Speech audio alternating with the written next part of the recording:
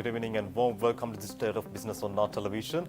I'm Chaman Fernando. Let's have a look at the headlines. Central bank warns of rising inflation but vows to maintain it at 5%. The reforms undertaken by the Sri Lanka will improve investor sentiment, Japanese foreign minister says. Now the news in detail. Central Bank Governor Dr. Nandalal Veerasinghe said that the inflation path might see an upsurge due to administrative price adjustments reflecting cost recovery pricing. The central bank governor said this while speaking at press conference held at central bank premises recently. Cost recovery pricing mechanism. We have seen already last month petrol diesel prices were adjusted and the gas prices also adjusted. And looking at the outlook for petroleum and energy products, I think we see global markets, the price remain high and still there's a talk about going to $100 a barrel. So if that's going to be the case, we can expect the adjustment under the cost recovery pricing formula of the energy and utility prices. If we factor that in, plus in the coming budget, if the government is going to, for the fiscal policy, going to basically broad-base the taxes or some tax measures could also have some impact if that happens. So that's why we just want to share with you the inflation path compared to, if you can remember, earlier inflation path was going like further decline, but there could be a turnaround from this month onwards. Just want to share with you in advance. This could be an inflation outcome in next. So that is not necessarily because of the monetary conditions. It is because of the kind of one-off or some administrative price adjustments reflecting cost recovery pricing.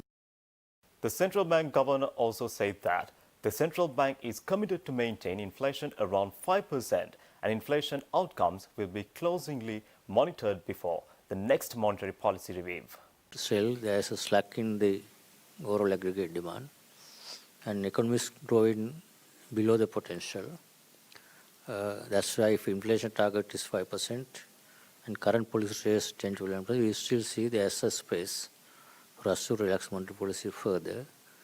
But depending on the inflation expectations and some short-term changes, we probably will look at it carefully before we make any decision going forward. So that's where in the next monetary policy review, before that we will closely monitor inflation outcomes.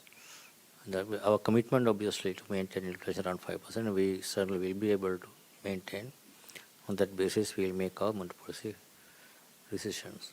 So on top of that, other areas we are seeing balance of payment situation improving, fiscal moving in the right direction. So we hope that will continue in the same direction. And also we will make progress on the debt restructuring. DDO already completed. External debt restructuring, we are hoping that we should be able to make a good progress in the near term. With that, I think we have a positive expectation on growth side, and ability to maintain inflation, and also to bring down interest rates further.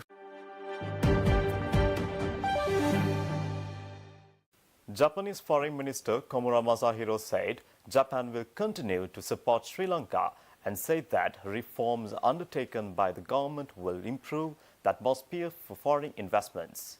Komura Masahiro said this during his discussion with Prime Minister Dinesh Gunawardena at the Temple Trees yesterday. The foreign minister said his visit to Sri Lanka to attend the IRO has provided an opportunity to interact with Sri Lankan leadership regarding bilateral cooperation. The Prime Minister said that Sri Lanka is situated at strategic juncture along the sea lanes of the Indian Ocean and an important partner in realizing a free and open Indo-Pacific policy. Expressing deep concern of escalation of conflict in Gaza Strip, he said that the world, especially in the developing countries, could not face another disaster over a military conflict.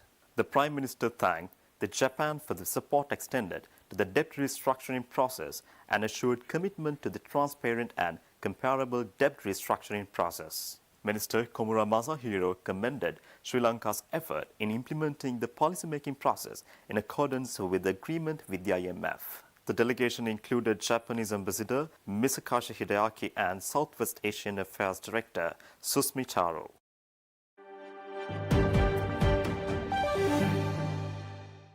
Stay tuned. We will return after this commercial break.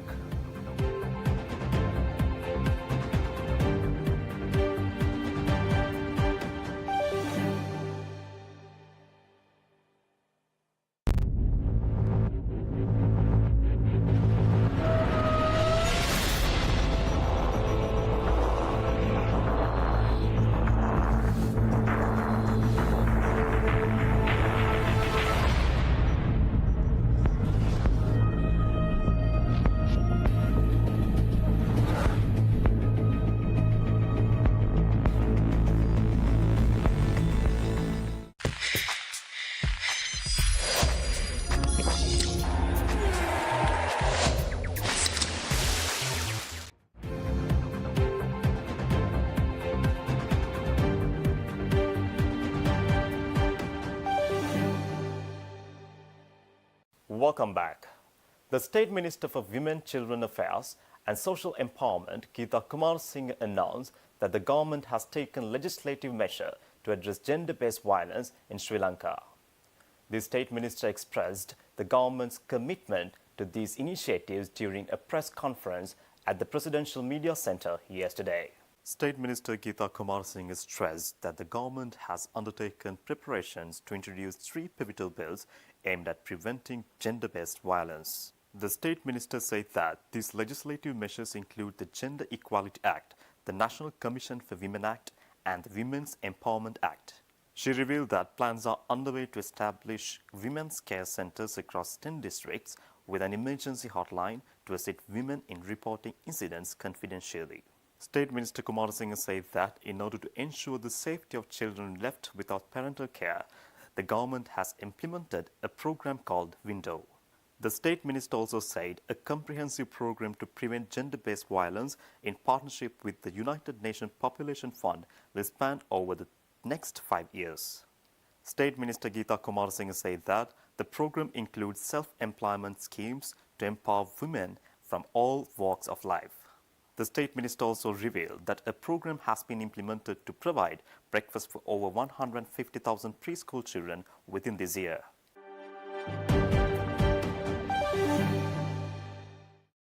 Not-for-profit organization Advocata stressed that it is undeniable that state-owned enterprises have had a substantial impact on the country's fiscal health. They stressed that SOEs are responsible for squandering resources, land, labor, and added to debt burden while monopolizing markets and limited competitiveness.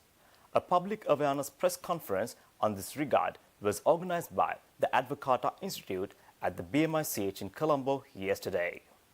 The event commenced with the presentation analyzing the issues surrounding state-owned enterprises and their link to broader macroeconomic issues. The presentation was followed by statements from key persons of the Advocata Institute, which was followed by a question and answer session dedicated to journalists. They collectively stressed that at this economic juncture, the necessity for the SOE reforms is not just a matter of economic prudence, it's a matter of national importance. Said I wanted to talk about listing the state banks. Now I have a formula, right? I would say 30% of the shares should be listed. The way you do this is this: 10% you gift free to employees, 10% you have a preferential allocation. You buy at market price, but you have a preferential allocation for customers, depositors and borrowers, right? If you have a loan, if you have a deposit, you have a preferential allocation in the public issue. 5% further you allocate for retail investors, ordinary members of the public. If you want to buy, you can buy. We have a preferential allocation. And 5% you offer to local and foreign institutions. Now, who are the stakeholders of the banks? They are the customers. They are the employees. They are the citizens. You are giving them the opportunity to own the banks. So what could be more public than that?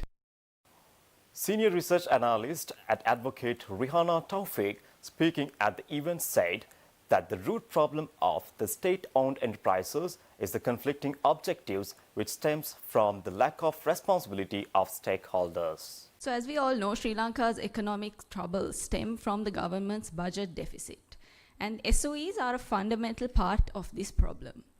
SOE losses have snowballed into 1.8 trillion rupees, and they have accumulated debt of 1.5 trillion rupees. While larger macroeconomic reforms like debt restructuring and expenditure rationalization are essential, they will take time. Therefore, reforming SOEs are an important avenue to reduce fiscal deficits as well as to boost government revenues. At the time of writing of our 2022 reports on SOEs, there were 527 state-owned enterprises existing in Sri Lanka. These 527 SOEs are governed by one of two acts, the Finance Act number 38 of 1971 and the Companies Act number 7 of 2007. Now, the dominant issue is with respect to the operational and financial underperformance of these SOEs. The root problem with SOEs are its conflicting objectives, stemming from the lack of clearly defined ownership and responsibilities for each stakeholder. It is a classic principal-agent problem, where the interest of principals, in this case the public, differ from the interests of the agents, in this case the government and the managers of the SOE. Therefore, SOEs operate in the best interests of the agents, who dole out public employment opportunities, abuse resources for election purposes, and use SOEs as an outlet for political patronage. This ends up resulting in highly undesirable outcomes with respect to efficiency and profitability.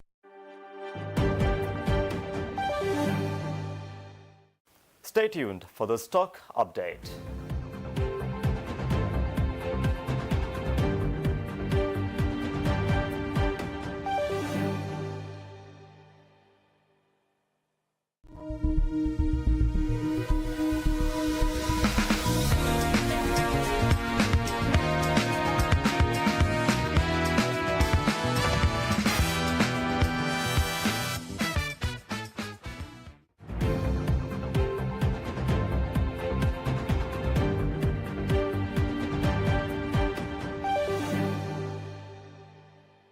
Trading at Colombo Stock Exchange ended on negative notes today. The all-share price index dropped 142.23 points to close at 10,675.3, and the S&P SL dropped 43.48 points to close at 2,997.85. The turnover was 1.2 billion rupees and over 233 million shares were traded. Up next are Forex rates.